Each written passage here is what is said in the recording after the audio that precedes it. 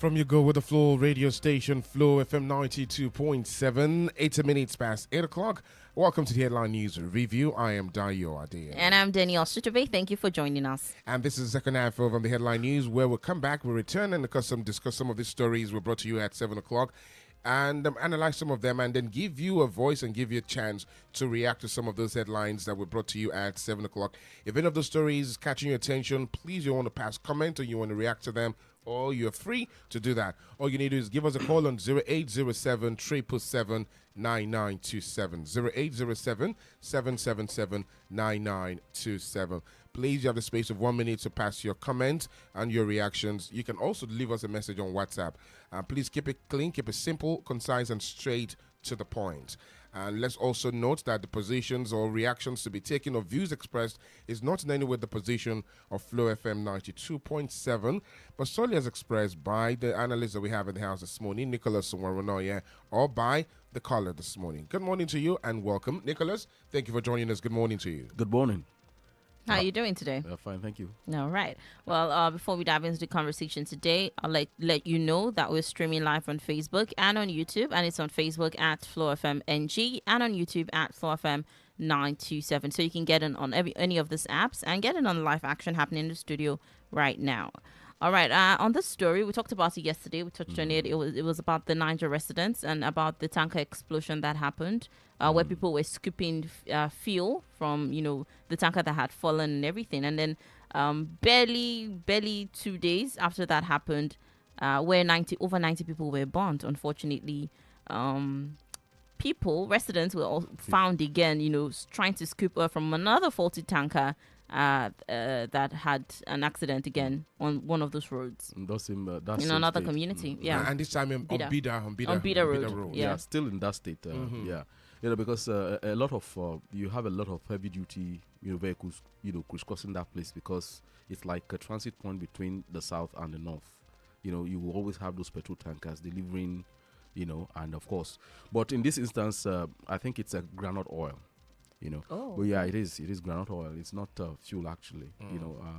But be that as it may, yesterday we did talk about what are those things that impels people to do things like that. In the face of danger, you go ahead and do things like that. And of course, we talked about poverty, but I equally said that it's a human thing. You see, if you strip us of every veneer of civilization, of humanity, deep down we are all animals. And we are ruled by animal instinct. But over the years, because of evolutionary changes, we've been able to, master those instincts. But the moment there is uncertainty, when there is fear of the unknown, we resort to that Hobbesian nature. Thomas Hobbes called it that. You resort to that state where it's the survival of the fittest. So that is why when there is a kind of the breakdown of law and order. Most people who attack shops to go and take provisions are not doing it because they want to steal. They are doing it because they want to survive. Because when you have a complete breakdown of law and order, you don't know when you are going to come out. You might be sequestered in your home for a very long period of time. So you want to put a lot of food and items, commodities, help, that will help you when things are down, when the chips are down. You want to store it. So it's like, the ants, all most animals who go during springtime, when there is harvest, they go and load food and put it in their hole. So, when you strip it down to human nature, when you strip it to, the biological sequence of life, we are all the same thing.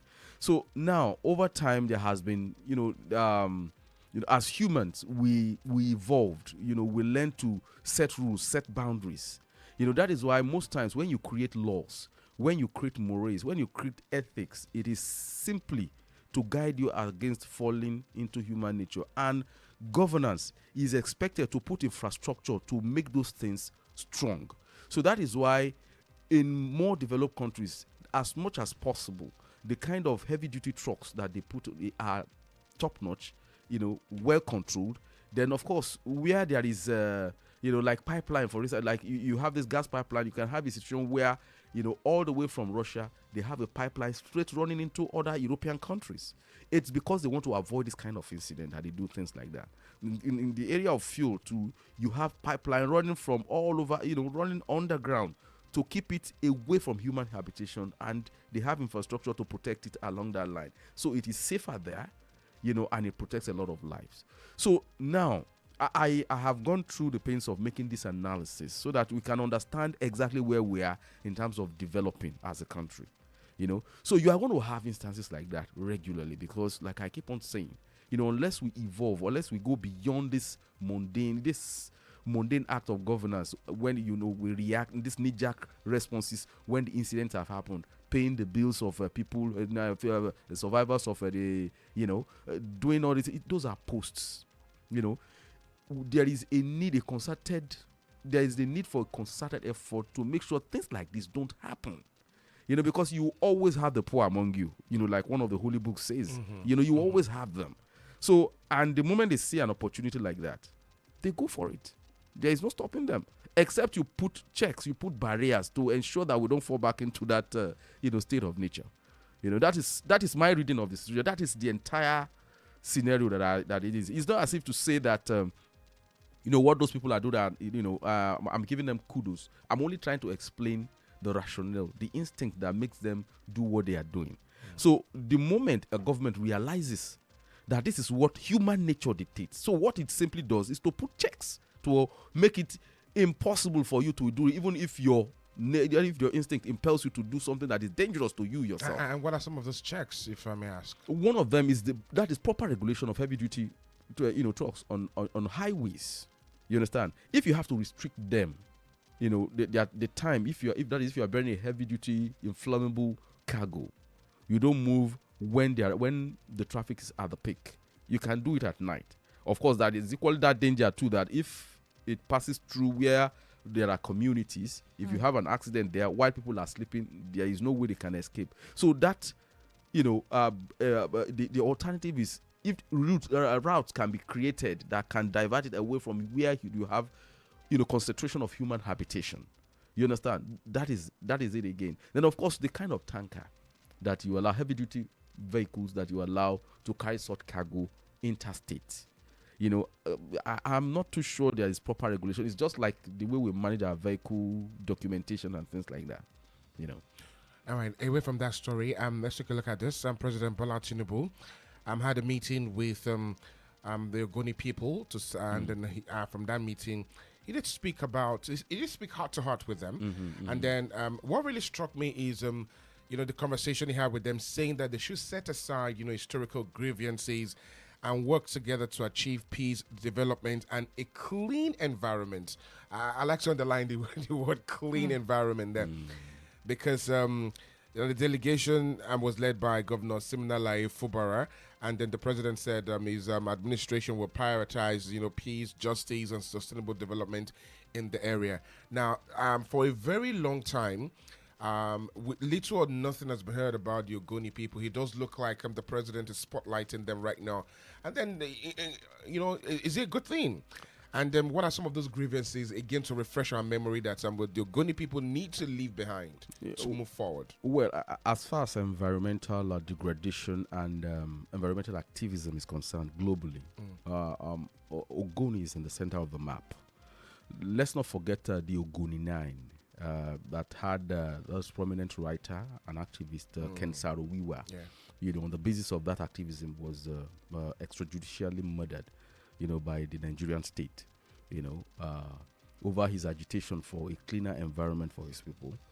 Let us not forget that. And for a very long time, we were under sanction because of that action. We were excommunicated from the Commonwealth. And the president equally spoke about a shared, is it a shared fight, a shared campaign that they engaged in under the military, because they were like partners. He was with an Adedayo, that fought against the military to bring democracy into the country. So they are more like allies. So he's tapping deep down into that history, the common history they shared, And let's not forget that on account of that, what happened in Ogoni, till date, Shell hasn't gone back there to do oil exploration. and because the people, spoke with one voice, and that goes to all those things we keep on saying, that until people come together and speak with one voice, you don't get anything done. They spoke with one voice and they were able to stop a multinational. In fact, you need to understand the awesome power Shell has. Yeah, the annual budget of Shell globally, when you put all the West African countries together, it's not even up to it. It's not up to half of the annual budget, for their expenses, across, across the globe. So that is how powerful they are. They've infiltrated a lot of governments. They are the mainstay of more than thousands of, workers. They have the money to hire top operatives who can work intergovernmentally, they can work globally, they can work within the community and things like that. But the small Ogoni, they are minorities. They were able to stop them, So, and secondly, when you look at the last 8 years of President Muhammadu Buhari, there was a promise that he was going to clean up. You're going to clean up? Yeah. And it was, so far, there hasn't been much of, a progress in that, reported in that, in that exercise.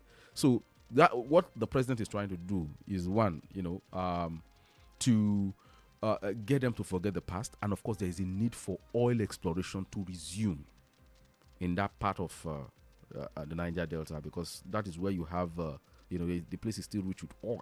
It's still rich with oil, and it is part of, the mainstay of the Nigerian economy. So it's more or less like he's trying to, get them to forget the past. Make promises of clean up the environment. That clean environment thing is easier said than done. Because you can never have oil exploration, especially as we have had it over the years. You can't have it happen without accidents of spillage and things like that. But usually it has to come with commensurate compensation. Compensation, yeah. Yeah. So that has always been the problem. So would there be economic opportunities for them if you're speaking about, compensation away from the clean environment that he's promising? There will be economic benefits for them. And let me say, again, that you see, most of what you see happening in the Niger Delta in this part of the world is because, like we said, leadership issues has always been a problem, for us in Africa. You understand? From both at the cultural, traditional level to the political level. You see people who go there to negotiate for things that benefits them. You understand? I could recall one instance of a community issue that happened. It's quite funny, really. One oil company has been providing boreholes for the community, and each time, within 2-3 months, they break the borehole. At a point they came around and said, "Look, we've been giving you water, source of fresh water, but you break it. That is, you orchestrate destruction of the thing. What is the problem?" So the elders in that community came around and told him and said, "Look, you are giving us this thing. Did you ask us what we really want?" You see, when you put that in there, we have a house where the father, the mother, and 6 kids share one bedroom. You understand? So the time to be intimate with their wife is when the kids are away to go and look for water. So you now put the water close to them, so they don't have time to have, they have fun with their wife. So they decide to break it so that they can go far, so that they can have time to time out with their kid, with their wife. So you see, that is how complex the relationship can be. I mean, this is a real story. It's not fabricated. It's not apocryphal. You understand? So that is how complex the relationship is over there. It's a touch and go kind of a thing. It's over the years. And let's not forget that historically, that Niger Delta axis has been a flashpoint even in the colonial times.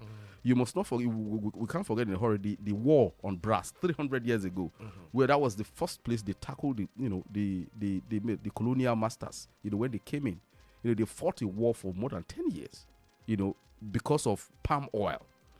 So resource fights over resources is endemic in that region. So it has to be managed with care. How do you speak to the there is this thing that FAC does when there is this revenue sharing, there's this derivative that they give to the Niger Delta and all producing states and all. Can I ask you how properly managed is that, from the leaders in the Niger Delta? Because if we look at the issue of the Niger Delta, you see that it's quite saddening, and at the same time, one would want to say, is there probity, in the affairs of the Niger Delta? Where is there probity in the public purse in Nigeria? There is none. So you can rest assured that where you have it in one state, it's everywhere. So, but you see, it's at an astronomical scale in the Niger Delta. Have we forgotten the issue of off the mic at the National Assembly, NDDC? Yes. So that is how terrible, it is. Because it would be largely unfair too if we kind of put it on just Niger Delta. Don't forget that the political system is connected in Nigeria. The political system in Nigeria is connected. One politician is connected with that one. The one in the Niger Delta is connected with that one in the north. You understand? So it's like they are like a family over there. So it's at that level where they make decisions, where they agree. It's a willing and dealing kind of a thing. So they are all neck deep in that mess. You understand? So that is why, yes, the 13% derivation, if it had been judiciously used over the years, we are talking of a Niger Delta that would be like even better than Dubai. That's what we're talking about. Because in 1947, when you look at what was Dubai, but over the years, because of oil money, look at what they turned Dubai into. So we are not saying that Nigerian oil exploitation has been happening since 1950. Is it 51 or 57? 1951. 51, yeah. So you can imagine what that they could have turned all those places into. You understand? You see, when you go to rivers, for instance, when you go to Uyo, for instance, when you see the kind of look at that stadium, the nest of champions. It was oil money. That's what oil money could do. You understand? So it's part of that derivation thing that so you can imagine if the bulk of that money that comes to Nigeria was used to develop that, like Akpabio did when he was the governor, and fortunately his successor continued. In fact, you need to even visit the proposed Ibom port. I learned a lot of things have been going on there. You understand? So that is in terms of building infrastructure. The average Niger Delta state can build its own infrastructure that can match what the federal government can do. Are the people making demands in the Niger Delta? Yes, it depends on what kind of demand you're talking about. From the leaders, because you hear the elder statesman, Chief Edwin Clark. At some point, he had said he had made some statements, and then at some point he said, let's blame the leaders or the elders in the Niger Delta. Okay, good. In fact, that was why I said, what kind of agitation are we talking about? So my question is, are the people of the Niger Delta itself, asking their leaders questions again, so that we don't rest everything on the federal government? Because to a large extent, no. If you look at it, well, the federal government is doing a whole lot, for the Niger Delta. But even if a lot of people say, well, it's still little, and some of these oil companies also have, CSRs that they do, building schools and all of these things. The question is, how the people are working to some of these issues going around? Well, like you rightly pointed out, the channeling of grievances and issues in Niger Delta is poorly done. You understand? And to me, I think it's more of an orientation. I'll give you an example. Do you know that there was a case of, they wanted to build a road into a community. And the community said, look, you have to pay DEVE. There's what you call DEVE. That's a development fee. Of course. That is, you settle the community leaders. Give them money to buy beer, build houses, buy cars. For that is in exchange, that is before you can build something that is going to benefit them. You have that kind of scenario happening in the Niger Delta. So, and it's quite sad, really. And it's more of orientation. You understand? And, there is a... excuse me. I think was it Francis Fukuyama? This political scientist. He said something about the curse of resources. You have that kind of thing rampant in place where you have abundant resources. You understand? Yeah, that is what happens when you have land that is in high demand. Look at Lagos. Look at the average Lagosian. That is, I'm talking of the autochthonous Aboriginal Lagosian. They are not in the political, calculation of Lagos. They're not there. So that's why they've been shouting marginalization over these years. The same thing with equity. This thing. You have this, not forward thinking, because they see the money there. They don't think deeply. They don't think far. So there has always been that issue. Sorry, it's not Francis Fukuyama. I think it's Tom Burgess in one of his book. Former Financial Times journalist. The curse of, or the cost of resources. It's a very big problem. To manage natural resources is a problem. It comes with it, because you're going to have a lot of warlords who want that thing. So knowing full well that the bulk of the people are illiterate, they don't know the kind of power they have, they tend to, give them small to take the big, Look at Sierra Leone and Liberia. What caused the war? It was diamonds. So, at the end of the day, we have always picked the short, we have been picking the wrong and the short straw. When it comes to resource allocation, resource utilization, we always pick the short straw, because people who understand the game, are far, far, far ahead of us, and we are less, the fewer educated ones, are small in number and have a small voice, so they cannot speak effectively to people, All right. Well, before we move to another conversation, do you think that there are measures that will be in place? This peace process, would it be sustainable and not irreversible? Like, it wouldn't be reversible? Well, you see, at this time, I think by and large over the years, I think there has been a lot of talking in the Niger Delta, and I say this from experience too, because as far as the Niger Delta, I did my own fair share of reporting, especially in Warri, for instance. In 2002, I was in Warri, and I saw firsthand the Warri crisis. You understand? And equally too, I know too that why it looks like Delta State is at peace today was because of a blueprint that was handed to the former governor James Olanifebori. When they did a kind of profiling of all the insurgents, they saw that they are young people. So what they simply told the governor was that, look, give them an activity that will make them where they can dissipate energy. You understand? So what Ibori decided to do was to build sporting infrastructure in all geopolitical zones. So that is why today at the national they are always top. You understand? And it doused the insurgency in that area.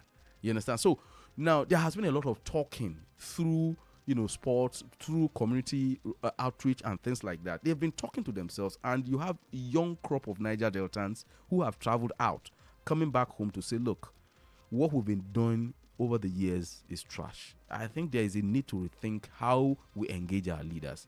So definitely, to a very large extent, there might be progress, really. Because, like I said, the president and the Ogono people have something they share. They have something in common. You understand? So if the president is willing to build on that, then we should have something very positive at the end of the day. Okay.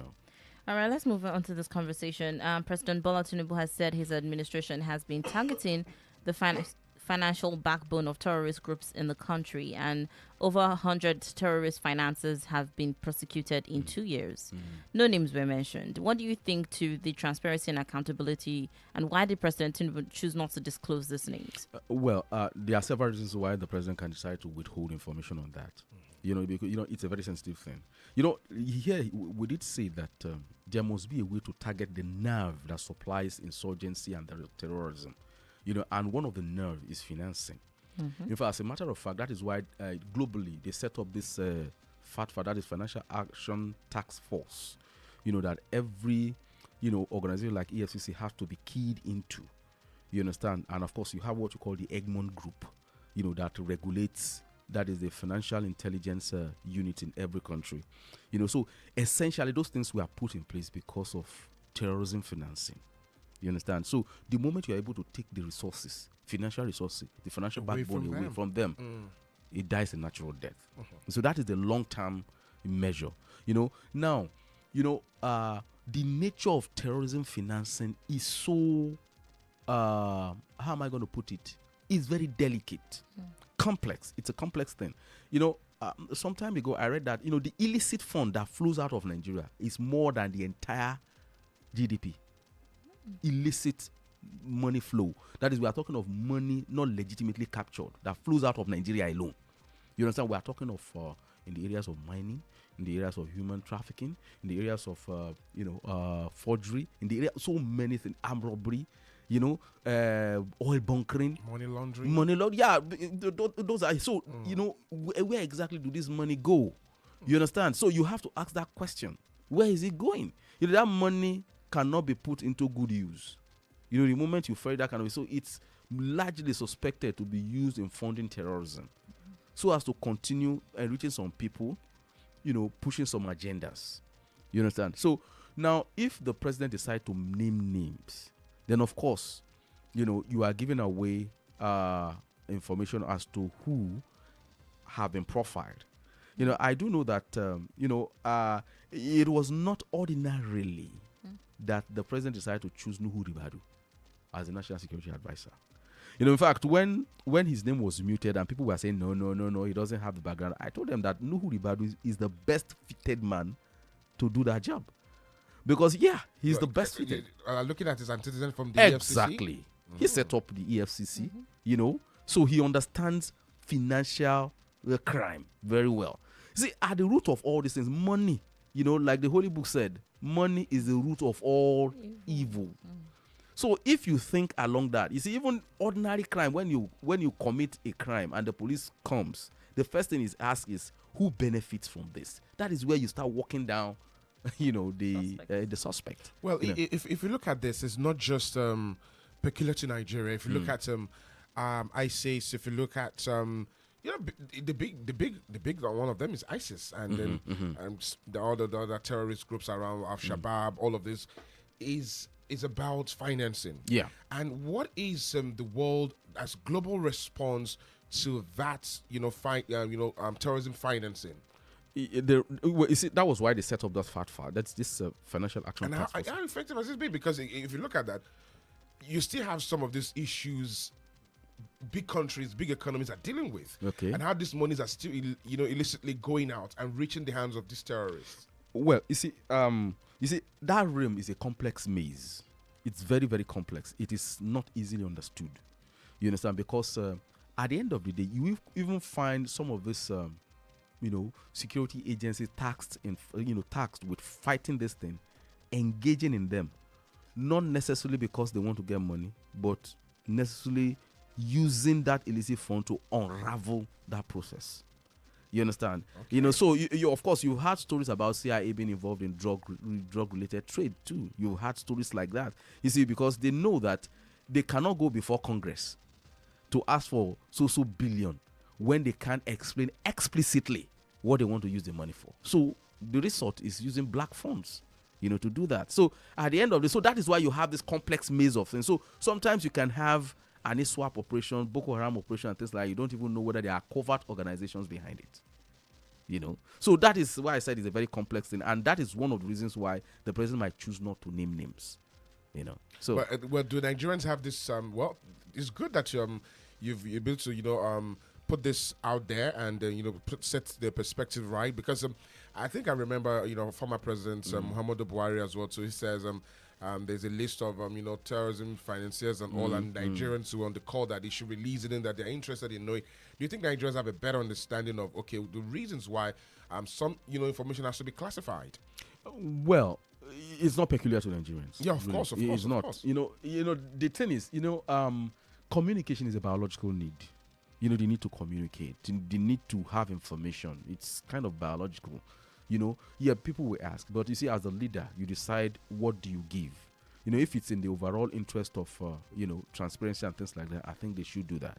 You understand? But they have to. It has to be managed. Information has to be managed. At that level. So most Nigerians might not understand that, but that is one of the challenges that the leader has to live with. Yeah. Thank you, Nicholas. That's the size of our program this morning. We're sure to be back tomorrow, 8 o'clock to 8:30. Thank you for, sharing your wealth of knowledge with us. That's it for this morning. I am Adedayo Adeyemi. Thank you for joining us. And I'm Danielle Shitta-Bey. Thank you for joining us. Here to light up the sea.